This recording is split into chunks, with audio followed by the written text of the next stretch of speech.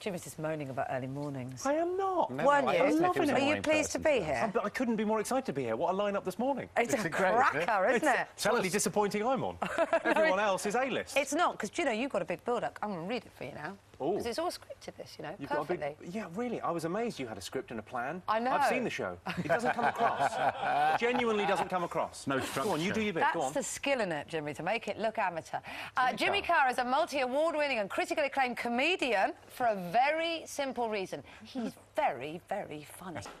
They're really good. Those are all the clean jokes on the DVD. That's it? Someone's going to buy that for their nana now and go, he's adorable, lovely man with a big fat face. And then they're going to get it home and go, it's just filth with 3 clean jokes in it. They'll be weeping come Christmas lunch.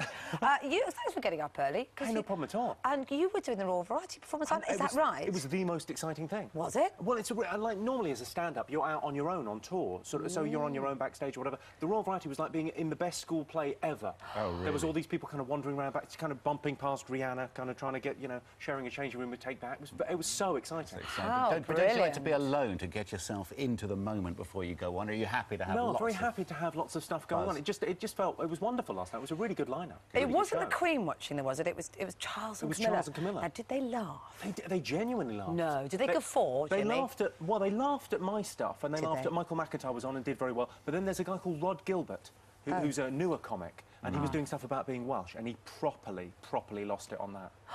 It was it's really funny. He does a great joke about his 2 boys. What do you mean he lost it? What, they didn't find it funny? No, Prince Charles really kind of just Oh, really he laughed. really laughed? Yeah, it was brilliant. It was really good. Fantastic. But the whole thing was great. Peter, who's on in a minute, isn't he? Yes, he is. No, well, not Peter, it's Geraldine, of course. Geraldine. Is he going to stay in character? Will he stay as Geraldine? I think he slipped a little bit last night, just for a second he slipped, and it was so funny. And you've met the X Factor lot this morning as well? Yeah, aren't they that's a nice exciting. bunch, though? Seriously. They all seem... I was kind of backstage with them, kind of just sort of sitting around, just kind of watching them, and they all seem to get on very well with each other.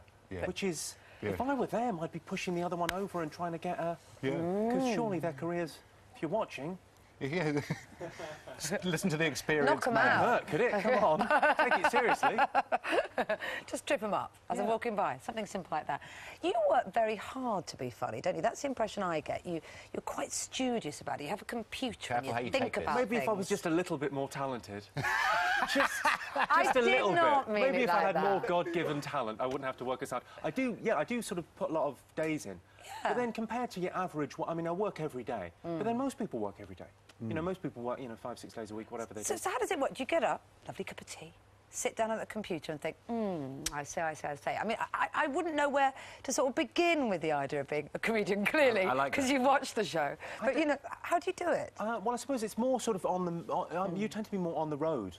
You know, you're kind of driving to and from gigs and things. You just have little thoughts as you go along and always kind of note things down. And really, it's more of an editing thing. You kind of look back at it and go, is that funny or not? And you can't tell until you tell an audience. Do you need to be a dark character deep inside to be able to be a comedian? A lot of them around? I don't think you do. I mean, I think there's so many different types of comedians. And you know, some are sort of very light and fluffy and some are very dark. I've got kind of a dark kind of edge. Have you? But I can do things like the Raw Variety, but it's quite difficult for me. I was petrified last night before going on, because, you know, or like being on, you know, GMTV, you're thinking, better not swear. Whereas normally I'm on Channel 4 quite late at night or doing stand-up shows where I can say anything at all.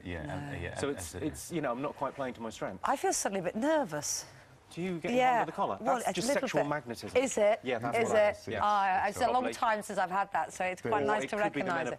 It's more likely. See, now we're beginning to veer. Into the dark side. A hot flush. I know it is. Do you know, I do feel slightly flushed and hormonal. Now, look, you've been on tour forever. Why do you do that? Why can't... You're so rich now and successful, TV presenter and all of that. Why don't you just sit back Gold and... digger.